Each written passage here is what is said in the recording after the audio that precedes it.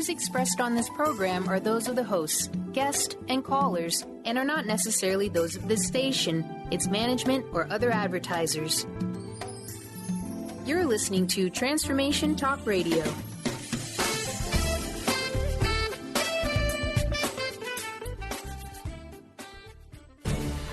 Get ready for a game changer. Sarah Westall is bringing you Business Game Changers Radio. Mondays at noon Pacific, 3 Eastern, Sarah will bring you leading experts, visionaries, and newsmakers who provide the best commentary on big issues and cutting-edge innovations. Sarah's 20 years as a business executive will help you think like an entrepreneur with expertise, energy, and attitude. Now here's your host, Sarah Westall.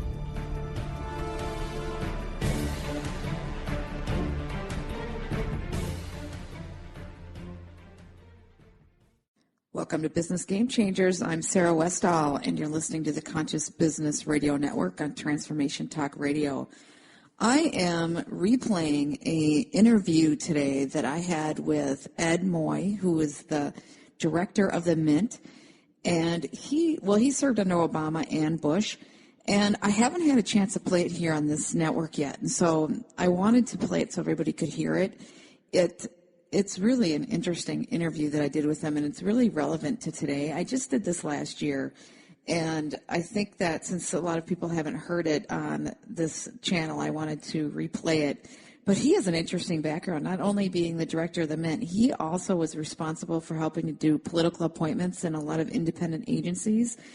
And he also helped form the U.S. Department of Homeland Security, and he was responsible for staffing high-ranking positions in the U.S. Department of Justice and the Office of National Drug Control Policy. So he has a lot of experience with the federal government and with international politics and what's going on in geopolitical situations and so forth. But his background is very interesting, and it's very relevant today on what's going on with the economy and such. So I hope you enjoyed this interview with Ed Moy.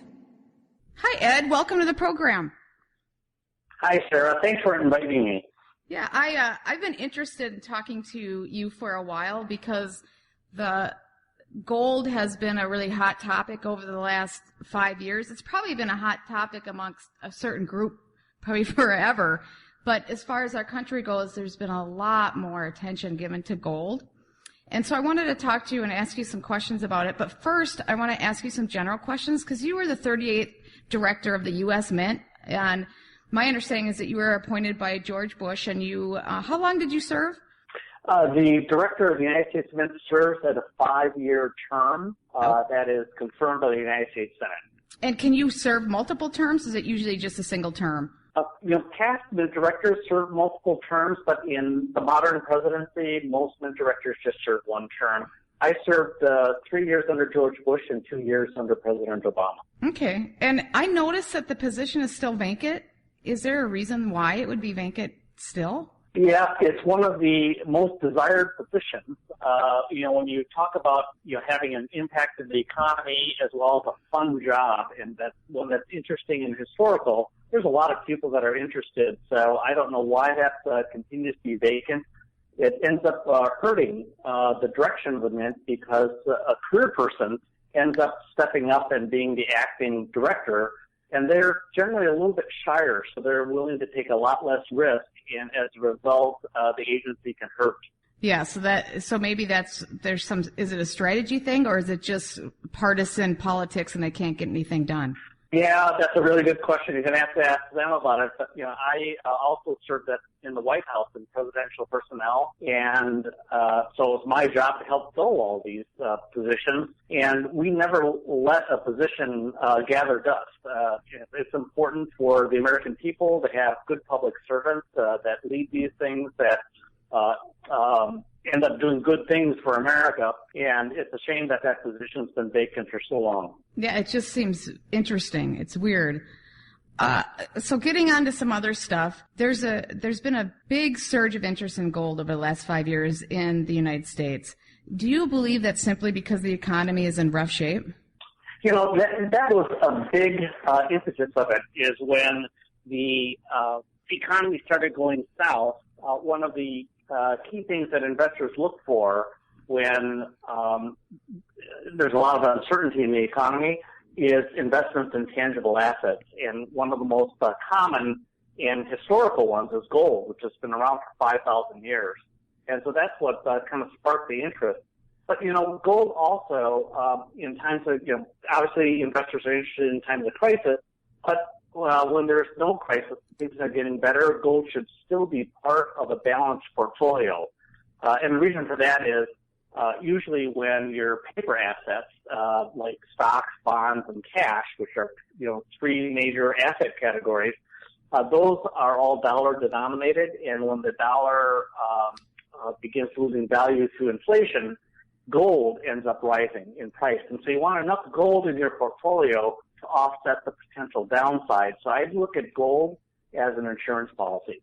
So it's an insurance policy against inflation, essentially. That's correct. So that's why you're interested in gold personally. But I have one thing that's always been a question for me is gold seems to be so highly manipulated. So does that hurt its investment value? Well, that's an interesting word that you use, the manipulation, because all investments to some degree are manipulated. Stocks are shorted, they're bought long, you can buy futures, you can get derivatives off of those, and all those are manipulated by the market. And gold is subject to the same types of financial instruments that many people would define as manipulation. Bottom line, though, is the gold that I'm a big advocate for is owning physical gold. It's one thing to own an ETF, of which another financial institution holds onto that gold, and you kind of buy a share in that organization, and you benefit off the price rises or off the price decreases. It's different than actually owning physical gold. And so when I was director of the United States Mint, the Mint became the largest maker of gold bullion coins in the world, and our demand rose 900% for both our silver and gold bullion coins.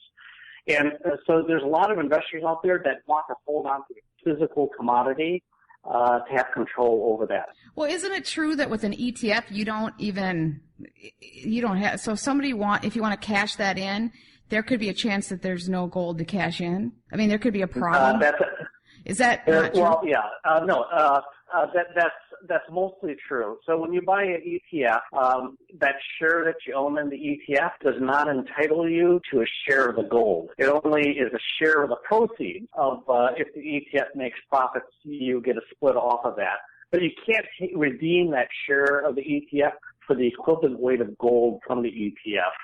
And ETFs make money by leveraging that gold. So not only do they own the gold and they benefit from gold's rising price or falling price, but ETFs then loan that gold out for people who want to short gold, and so they'll rent out that gold. And in an ETF, it wouldn't be unusual for 70 to 90 owners. For every ounce of gold that you have there. And so that's why I like that's why I like physical gold, is when I have because it's yours. American Eagle gold coin, that's my gold coin. Nobody else owns a share of that. It's a real investment. So, but absolutely. Financial advisors are really hardcore in wanting you to go into ETFs. In fact, so many of them don't even offer physical gold. Right, and that's because physical gold is a specialty that is sold through gold bullion dealers, and the investment advisor doesn't get a cut of that. However, the investment advisor gets a cut if he or she sells you a share in an ETF. And so they make money by selling you ETFs. They don't make money if they sell you gold. Yeah, so who wants to sell something that doesn't make them any money? Although, could they become a seller of gold, or it just isn't as profitable, so they don't get into it? It's not that it isn't as profitable. It is more complicated of a transaction. So when a typical investment broker deals in bonds and stocks, and they work with brokerage firms, to affect those transactions.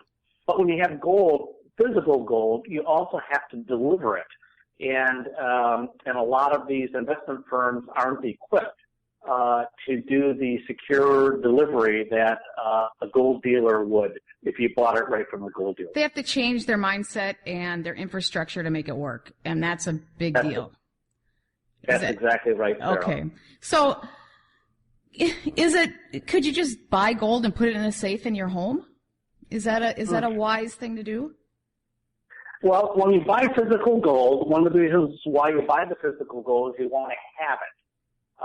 And you don't want to have difficulty accessing it. So most people, when they buy gold, end up keeping a little bit in a safe place in their home, and they put the balance in their safe deposit box in their bank, their local bank.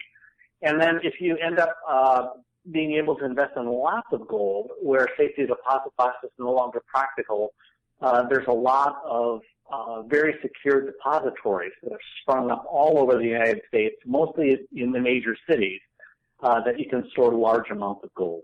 And do you think that is a safe place for it? Let's say if the government has done this before, where they've confiscated gold, would they be able to take your gold out of those depositories? Very unlikely. So when the government confiscated gold before, it was in 1933. And Roosevelt had become president, and he wanted to stimulate the economy. But back then, there was a gold standard, and you could only print as much money as you had gold to back, and all the money had already been printed. And so the only way that Roosevelt could get enough money to stimulate the economy was to force Americans to turn in all their gold that coins. Makes sense. Right, and then automatically he tripled the amount of money he could print. So unless we go back on the gold standard, that wouldn't happen. That's right. There's really no logical reason, no financial or monetary reason why the federal government would want to confiscate your gold today. Unless they went back on the gold standard, which would be not something they could feasibly do with our current infrastructure and what we have going on. That's correct. So. Yep. I agree with that. This is kind of out of the box question, but there's all these rumors and things. Is there gold at Fort Knox? That's where the big U.S. You're laughing. Nobody knows, right? Well, Sarah, I could tell you, but then I would have to kill you. So I like you so much that I wouldn't want to do that. Oh, that's so funny. Actually, Sarah, as Mint Director, one of my responsibilities is to protect our nation's gold reserves. And so I had oversight over our bullion facility in Fort Knox. And I've been there multiple times, at least several times a year. And I can tell you that there really is gold in Fort Knox. And every year, the Inspector General puts out a audit report where they go into Fort Knox to check all the secure vaults, the seals, etc. And they produce this report which says that there's gold in Fort Knox. And I can actually tell you, physically, I've been there, I've seen it, and the gold that's reported in the audit report is the gold that's in Fort Knox. Oh, that's cool. That's good to know. How come there's such a rumor mill going that there's no gold there? Well, from time to time, particularly during the 70s when the world went off all links to gold, then there was rumors that all these countries, including the United States, ended up selling that gold. And that was one of the few times that it was approved for outside visitors to visit Fort Knox so that all the people, reporters, members of Congress, could end up seeing that there was actually gold there. And right now you're having a similar situation. Central banks all over the world are beginning to ask, do we really have gold? I mean, Germany, for one example, stores a lot of gold at the New York Federal Reserve. And as a result, they've asked the Federal Reserve to allow their people to come in and take a look to make sure the gold is still there. So it's still happening today. Okay, so that makes sense. Is China stockpiling gold more than what they're saying they're doing? Yeah, so that's another really good question, and it's really hard to say because the Chinese reporting on their gold buying is pretty opaque, and they only release that information once every 5 or 6 years, and who knows how true that information is. We have to take a short break, and we will be back in a moment. Are you ready for a game changer? Sarah Westall is bringing you Business Game Changers Radio. Sarah brings you leading experts, visionaries, and newsmakers who provide the best commentary on big issues and cutting-edge innovations. Sarah's 20 years as a business executive will help you think like an entrepreneur with expertise, energy, and attitude. Tune in to Business Game Changers Mondays at noon Pacific, 3 Eastern on TransformationTalkRadio.com. And we're back with Business Game Changers. I'm Sarah Westall. We're talking to Ed Moy about precious metals and the economy and his background. So we will rejoin this interview now. But what we do know is a lot of gold has been transferred from the West, meaning Europe and in the United States, as institutional investors in the West have lost interest in gold. The ETFs, as you mentioned before, have huge stockpiles of gold that's not being leveraged, and they're not making money on it, so they're selling it.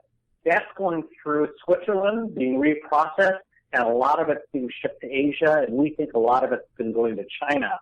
So China and Russia and a number of other countries like India, their central banks have been buying gold. It's just that we don't know exactly how much China's been buying. Interesting. So it probably is true. Well, so getting off on a little bit different subject, silver is something that people talk about a lot and say that silver might be just as good or even a better investment as gold. What are your thoughts on that? Yeah, so I have a few thoughts. And the first one is it depends on the type of investor and what their investment goals are. If you're a relatively small investor and you don't have a lot of disposable income, it's a really big stretch to buy 1 ounce of gold at $11.50, which is what it costs today. Whereas you can buy a lot of silver when silver's trading at $17. Exactly. And so silver ends up becoming very affordable for investors that don't have large amounts of money to invest. However, if you do have large amounts of money to invest, then buying the equivalent amount of silver to what you can buy with 1 ounce of gold, you're going to need an awful big place to store that. And so that's why investors focus on gold. The other aspect here is when you take a look at the long term, people who end up buying silver's more volatile. Mm-hmm. A $2 swing in silver from $17 to $19 is a 10% appreciation. And so you can make a lot of money. A $2 swing in the price of gold from $11.50 to $11.52 is not so much of an appreciation. And so when people invest, they generally take a look at silver as being short-term and more speculative, and they invest in gold for long-term value. Well, I've been reading that silver is having a lot more industrial usages. I know gold does, because gold is in almost every electronic component that's out there, which the electronic, technology is booming. So that's a huge thing. But so is silver. Silver is becoming more and more used in industry, and so the demand for silver is just going to rise because of the industry usages. Is that accurate? Yes. So demand will rise as the world economy recovers.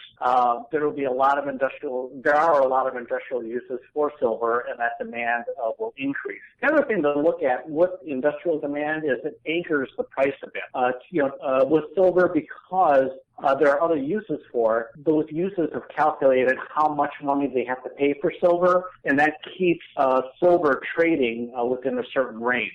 Now, gold has a similar effect for a different reason, and that is that most gold miners right now require roughly $1,200 per ounce to break even. Oh, wow. And so that ends up being a floor for gold, meaning that if gold goes beneath $1,200, then gold miners, they're going to stop. Worth it for them to produce the gold, and then that's going to constrict supply, and if the demand remains the same, that's going to push the prices up. And so that's why gold's been trading fairly tightly 2 years at around the 1,200 range. Wow, but see, that seems manipulated to me, because I would think that it wouldn't be at the level of what it just costs to extract it. Because I know, and I would think you know, that the dollar really has lost some value when they're printing out so many, and tell me if I'm wrong here, but how can you print so many dollars and have each dollar be the same value? Right. And so, that gets into a broader discussion about Go ahead. But in short, you're exactly right.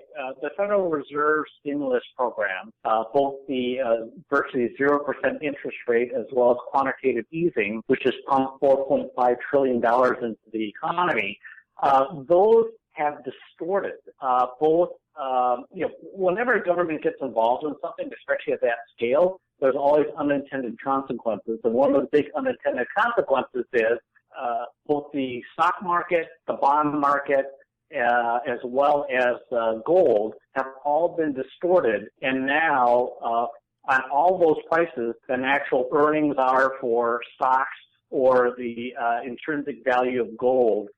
So in other words, you're right, the Fed policy has been so big that it has made everything else influenced by Fed policies for the fundamentals.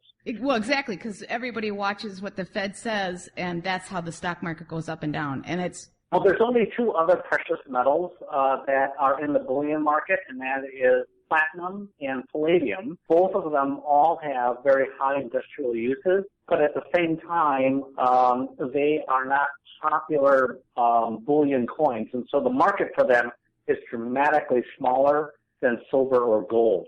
And so when you invest in something like a precious metal, you want to be able to exchange it and have a ready market for buying and selling, which a lot of it comes from Russia. So the recent tensions in Ukraine have greatly influenced the price. And so people who are knowing how to play that made some money over the last 6 months. Yeah, interesting. Yeah, because and it probably will keep going up a little bit, right, if it gets more heated? Yes. So platinum and palladium are mainly used for catalytic converters, which are used in cars and trucks. So will the demand for palladium and platinum. So what percentage of your portfolio do you recommend to have in gold or silver or other precious metals? Yeah, so it really depends, again, on the individual investor, how much they have to invest, whether or not they're investing in the short term or long term. And, I can tell you what I do for Ed Moy. Ed Moy has, at least a decade before I retire, so I still want to invest for the long term. And I'm concerned over what's going on with quantitative easing, what the impact of inflation might be. Portfolio as an insurance policy, and you never want an insurance policy that's bigger than what you're trying to insure. And so I keep my gold holdings somewhere between 5 and 10% of my overall portfolio, because I want to make sure that if my portfolio does well, as to eat up my gains on my portfolio, but if my portfolio does go down, I want enough gold there to offset those losses. So for me, it's between 5 and 10%. You truly see it as an insurance to hedging your bets against the inflation. I do. And that should be the case whether or not there's a good economy or a bad economy. It's just smart balancing your portfolio so you're adequately diversified. So, now, for me, it's a little bit different on my long-term investment, which I have a gold in a gold IRA. When you take a look at all my IRA investments, yes, gold is a slightly higher percentage in my retirement portfolio than they are in my active portfolio. Okay, so that makes sense. So for short term, you see it as an insurance policy, 5 to 10%. For long term, you see it as a major investment strategy, of which it's a little more than half, 50. Yes. Okay. Yep. So when you take a look at gold's price history over the last 50 years, it's had its ups and downs, but overall the trend is up, and the trend has really been up over the last 10 years. Oh, that's been a huge surge in gold over the last 10 years. But if it's sitting at the cost to extract it, so basically the cost to extract it has gone up as well. That's right, because the large gold deposits that were easily found 100 years ago aren't there anymore. Oh, I see. And so what they have to do is instead of finding a big deposit of gold, now they go back to those old deposits that they've already mined out, and they're processing the dust in order to get the gold, and you have to process a ton of gravel to get 1 gram of gold. And then you have to, so you can imagine how much you need to get 1 ounce of gold. Well, they claim there's a whole bunch at the core. Yeah. You can get to the core. What? I said they claim there's a whole bunch of gold at the core. I'm throwing a joke in there, and it wasn't funny. Yes, yeah. So that's what H.G. Wells was thinking when he wrote the book Journey to the Center of the World. Yeah, he wanted to get the gold. Yeah. So there's also a big concern that there's going to be huge hyperinflation. And and what are your thoughts on that? I mean, with all this printing and stuff, I mean, there has to be some kind of risk to hyperinflation with all this printing. Yes. So, here's the Fed's plan, and then this will explain my view on inflation. The Fed's plan to stimulate the economy was to take financial institutions who bought government bonds and mortgage-backed securities and hold on to the bonds. Fed holds on to them. They create money to buy the bonds. They buy it from the institution, give the institution a ton of money, and then the Fed then ends up owning these bonds. And when the economy ends up doing well and the stimulus worked, then the Fed's plan is to then sell back those bonds back to the economy and take the money that was paid to them and cancel out the money that was printed, and therefore no harm, no foul. So that's their strategy. I think that's a really, really risky strategy. We have to take a short station break, and we'll be back with Business Game Changers in a moment.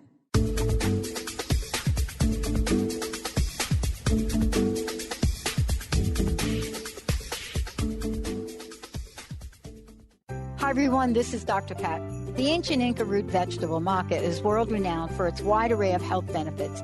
As a family-run company of true maca specialists, the maca team's mission is to provide you with fresh, organic, premium quality maca powders at a fair price. Amazing. All of the products are always organically grown, fair-traded, GMO-free, fresh, and potent. So don't take my word for it. Experience the life-changing benefits of maca today. Visit themacateam.com. There are so many resources out there for meditation. But did you know that Atana's Heart Earth Healing Meditation is available for you for free? Yes, that's right. You can receive this free healing meditation today from Atana Vadili. All you need to do is visit his website, atanamethod.com. That's ATAANA method.com, and sign up. You will receive your free meditation instantly. That's atanamethod.com. Are you ready for a game changer? Sarah Westall is bringing you Business Game Changers Radio. Sarah brings you leading experts, visionaries, and newsmakers who provide the best commentary on big issues and cutting-edge innovations. Sarah's 20 years as a business executive will help you think like an entrepreneur with expertise, energy, and attitude. Tune in to Business Game Changers Mondays at noon Pacific, 3 Eastern on TransformationTalkRadio.com. Tune in to Sheer Alchemy with Leslie Fontaine on TransformationTalkRadio.com and get ready to stir up your passions, remove your blocks, and shift into an entirely new existence. Speaker, teacher, channel, clairvoyant, Leslie Fontaine is a transformation catalyst who channels a powerful energy from source to catapult listeners into living the life they were born to live. Whether it's shifting from scarcity to abundance, from emotional pain into joy, or from illness into health, Leslie will help you step into the true essence and power of all that you are with the help of the Ascended Masters and Archangels. You will not be the same. Visit TransformationTalkRadio.com for show dates and times and LeslieFontaine.com to say yes to explosive abundance.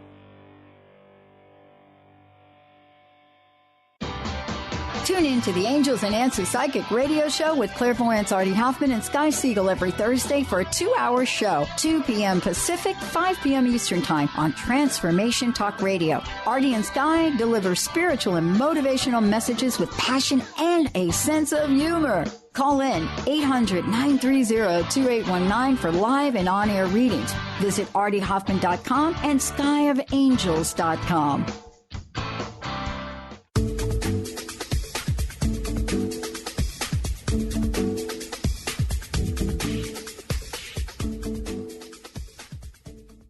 Welcome back to Business Game Changers. We are talking with Ed Moy, the past director of the U.S. Mint. And before we get into that, I want to remind you, you can go to my website at sarahwestall.com, and you can hear this interview and all my past interviews in podcast form at my website, sarahwestall.com. So now we're rejoining our interview with Ed Moy. And it's risky for several reasons. One is you're depending on financial institutions to want to buy these bonds back. Yeah. And right now they're earning a lot more money taking that money because nobody is borrowing because the economy is not doing great. Certainly better than everybody else, but it's a shadow of former self.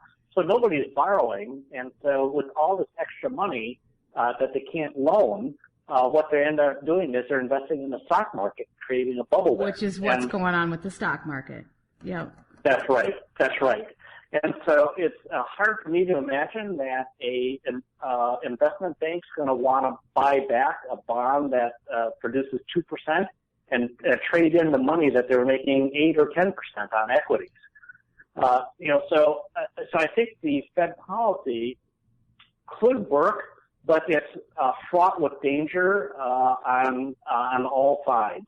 And as a result, while I can't make that prediction that we're going to have hyperinflation, I definitely think the risk is there. And as an investor, I want to make sure I'm diversified enough to take care of that risk if it ever comes up. Well, if they decide to they can't take the money out of the stock market without killing the stock market. That's right. And so what are they going to do? It's almost like it's a permanent fixture in the stock market now. Yeah, and there's talk about, with the end of QE, at least they're not putting more money into the stock market. But now if, you've got this raucous party going on, how do you take the money out? The Fed has said, gosh, we don't have a great strategy for that, other than selling the stuff back. And if the market can't take it back, we're willing to hold on to it for 50 years or however long it takes. Where we can just sell it back in little bits of pieces. Yes, that's what they'd have to do because if they did sell a lot of it, that would also have another unintended consequence of when banks start holding more of these mortgage-backed securities again, that's going to really whack out the mortgage market. And, so there's a ton of risk on the downside and upside with these easing programs. And I don't think the Fed has had it figured out yet, and that's why I'm hedging my risk and making sure I'm diversified with some gold. That makes sense. How does a normal person save for a rainy day? Well, unlike the federal government, you want to make sure that you spend less than what you make. Yeah. And then words of wisdom. Putting that.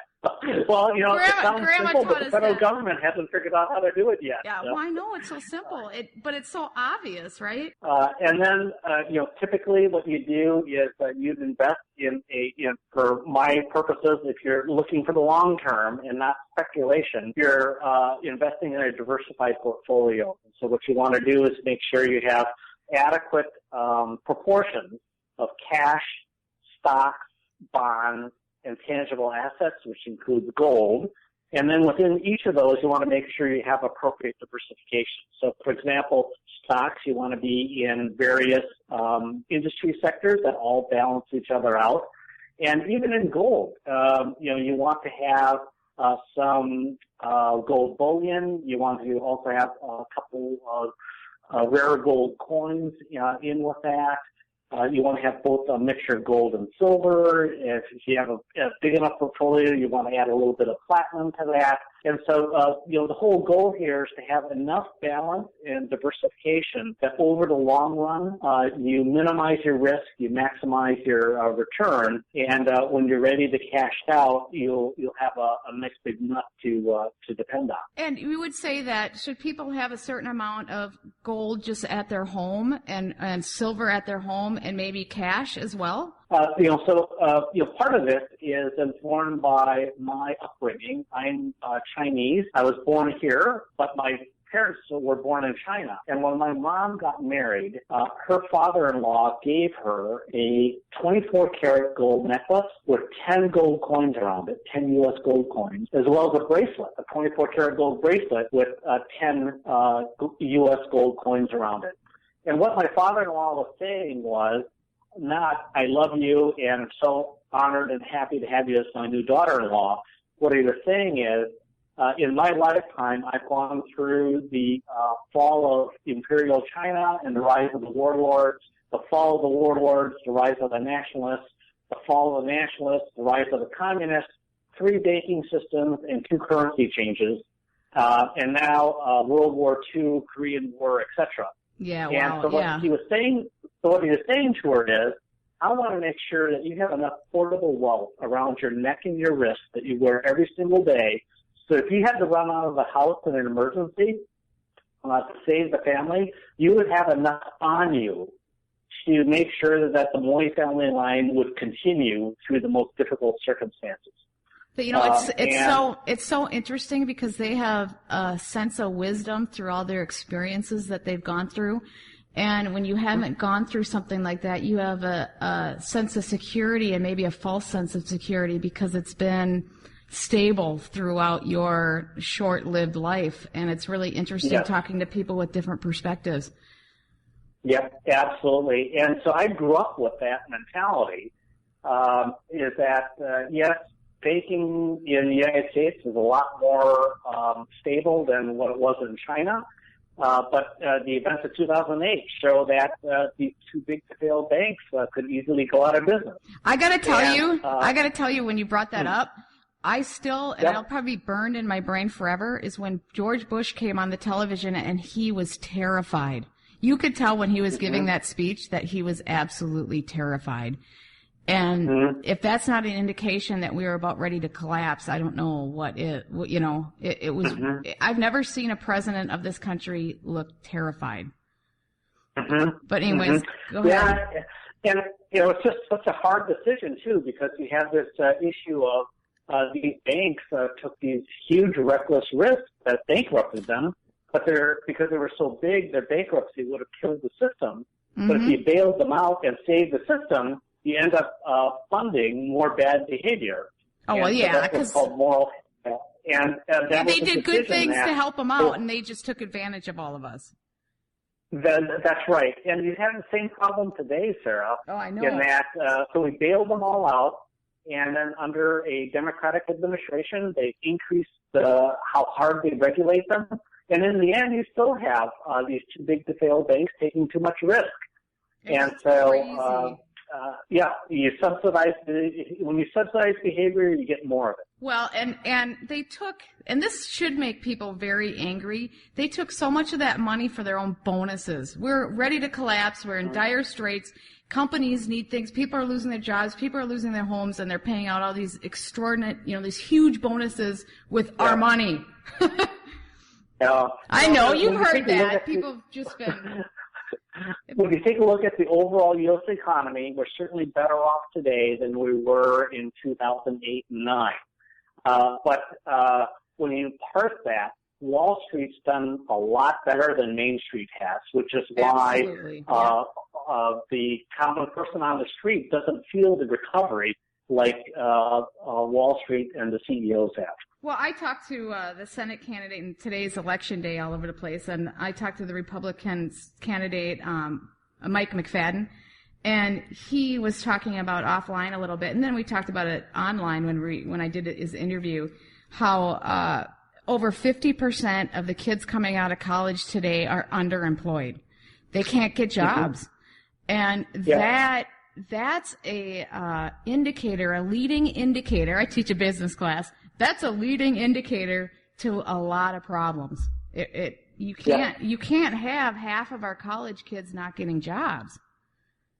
Well, and, you add that on to the 92.5 million Americans who are working age who aren't working. Oh, gosh. That is a record. That is a 40-year historic record of people who aren't working.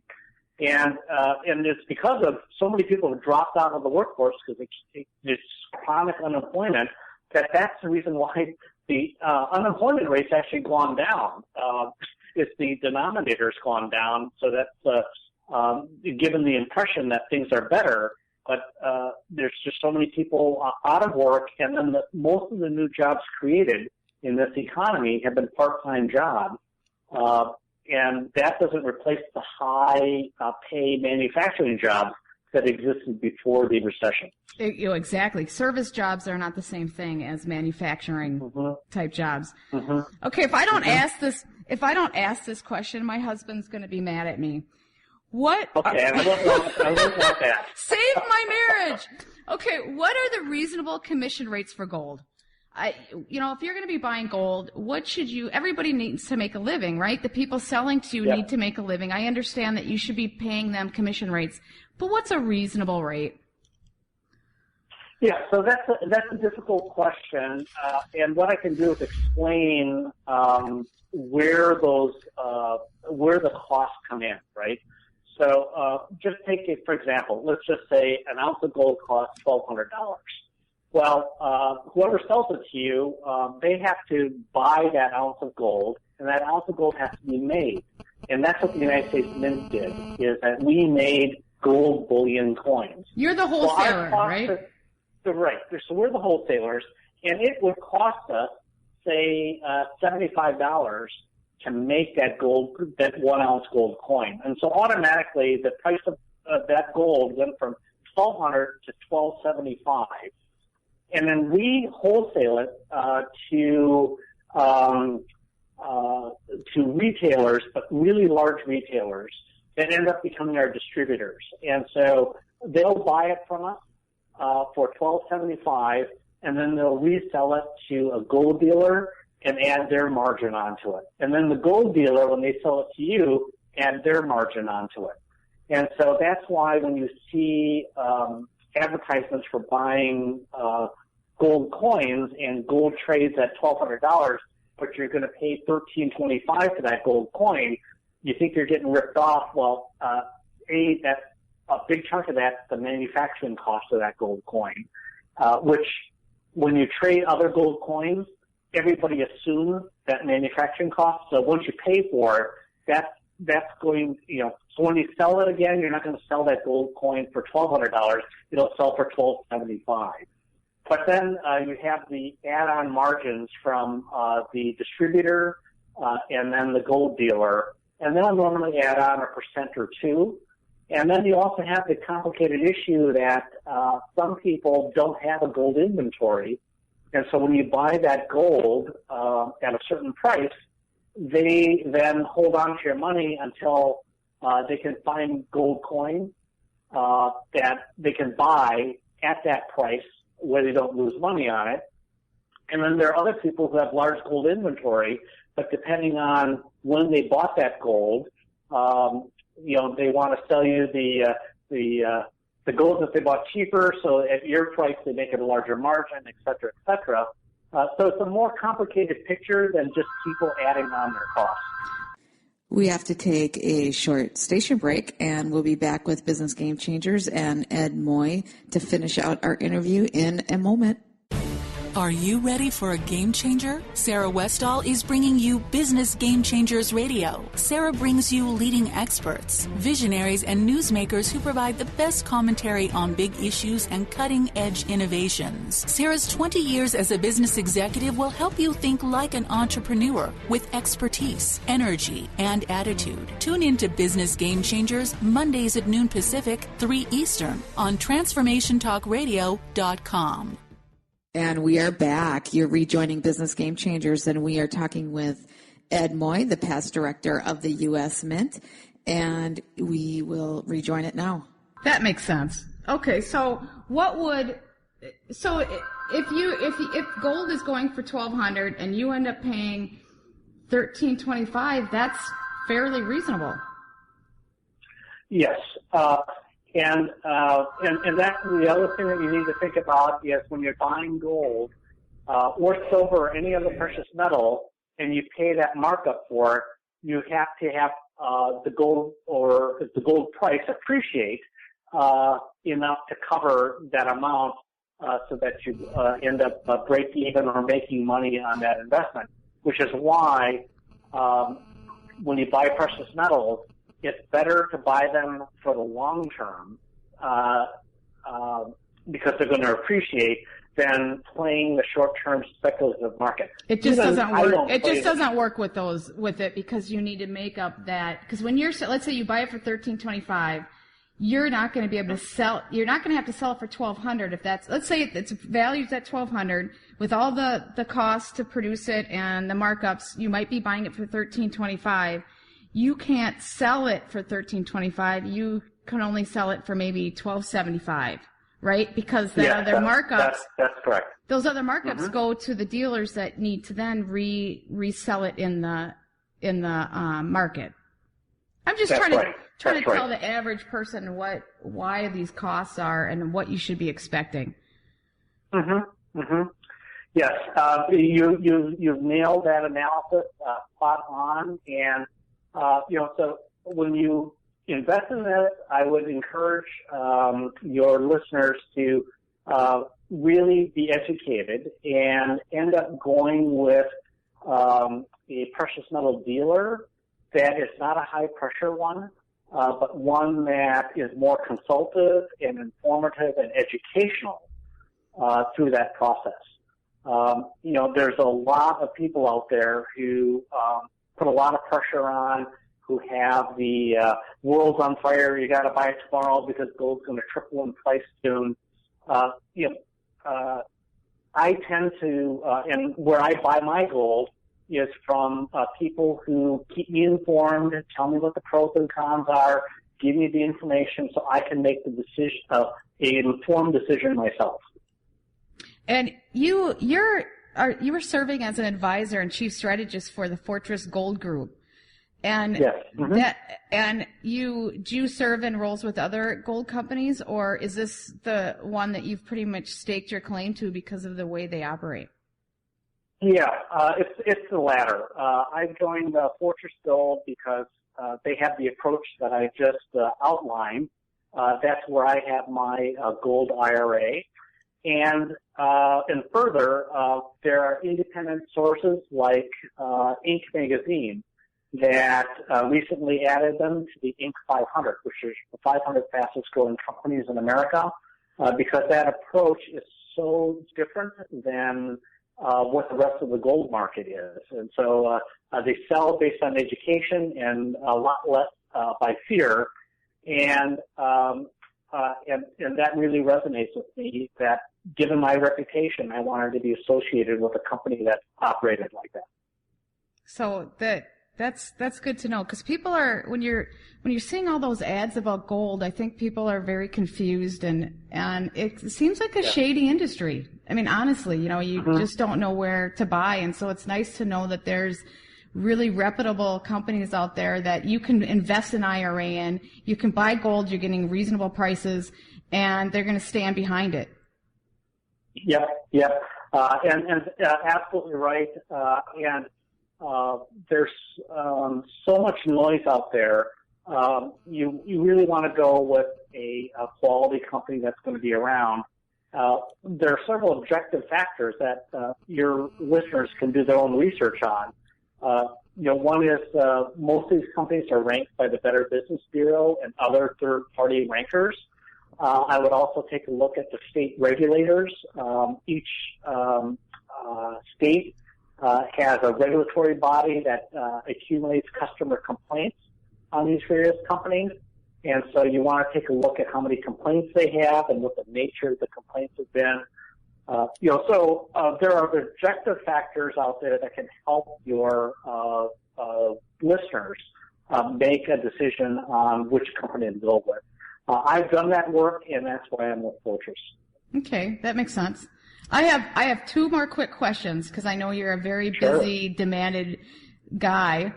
What do you think about electronic currency? Because banks want to go towards completely electronic currency, and and the government probably does too, so they can track things. What do you think of that?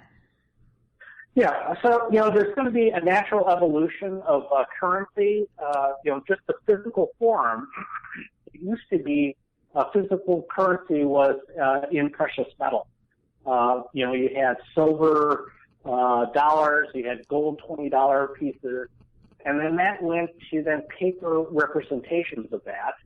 So you end up having bills, and then the creation of checks and money orders was a substitute for the bill, and then eventually you had electronic commerce where when you deposit $1 in a bank, that dollar is converted into an electronic dollar that's then put in your savings account.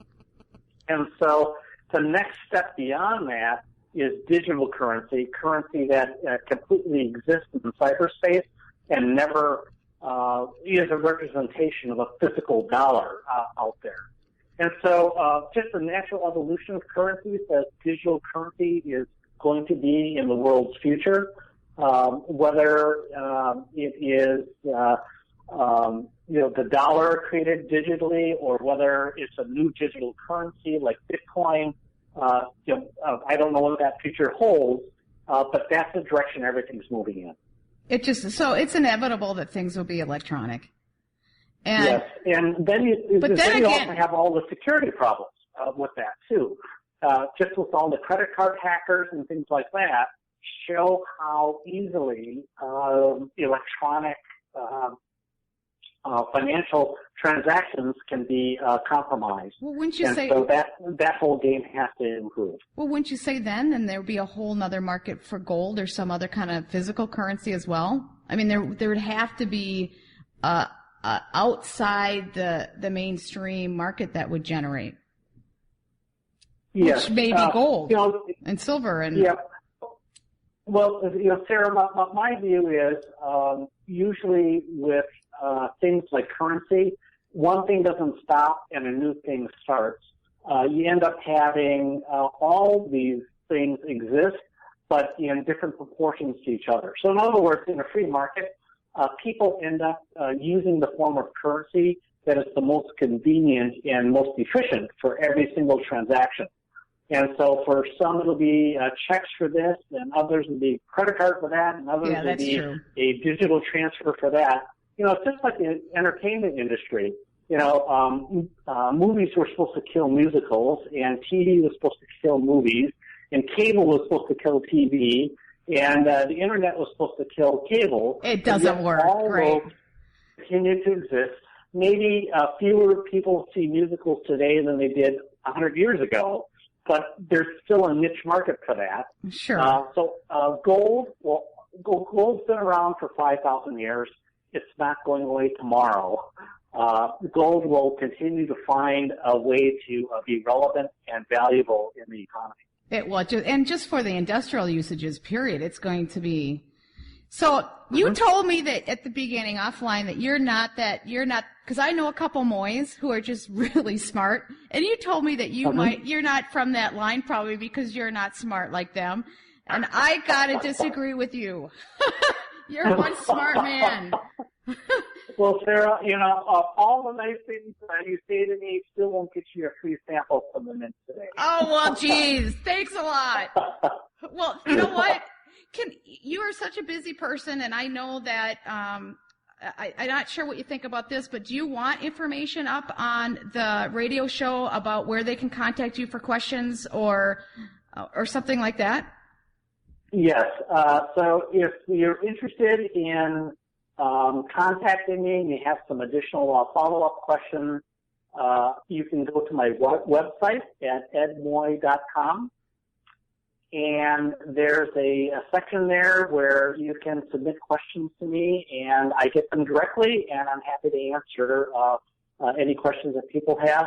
I also accumulate all my media interviews and the op-eds that I write on that website. So if you're interested in reading up more about some of these issues, they're more than happy to go to my website. Oh, that's great. I'll make sure I put that up on the radio show. And this show, my interview with you took longer than we were originally expecting, but this was so interesting that I'm like, I got to talk to this guy. He knows what he's doing. So this is great. 80% of my radio interviews go 3 times longer than what they ended up budgeting for, and then they end up breaking it into several different interviews.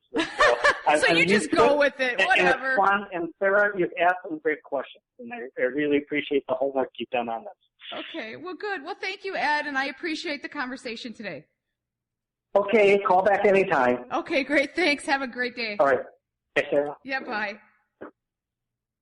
Well, I hope you enjoyed that interview. If you want to get contact information for him or see more of his work, go to my website at sarahwestall.com. I'll have that up there for you to be able to see all his interesting work that he has going on. I know he constantly blogs and does different interviews around as well.